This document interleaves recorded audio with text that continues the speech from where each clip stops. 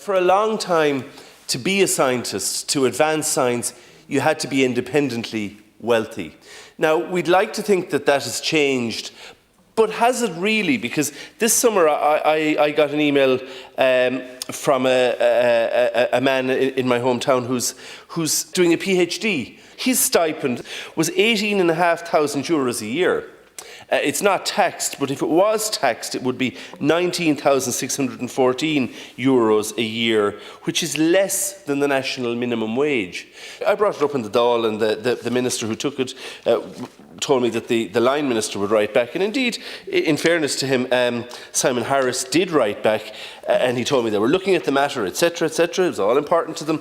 And they, as the minister will be aware, the stipend was raised by €500 to the huge sum of €19,000 a year. Now, that's, that makes it sound like it's an additional help, but it's actually what they what they earn.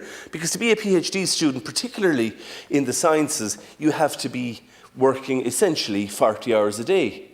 So there isn't room, there might be room for a very small part-time job, but it's not like you can do a PhD part-time and get a stipend and nail down a full-time job. That's not possible. It's extremely difficult, particularly for somebody who's from the country and has to pay for accommodation in Dublin, to live here on to pay for accommodation, support yourself on €19,000 a year. It's certainly not reflective of the esteem that we claim to hold science in. And I do think it's something that we need to be addressed. It's very easy to put aside a couple of hours in the Dáil to celebrate science. It's of course much harder to find the funding for it. But unless we find the funding for it, we're not going to advance.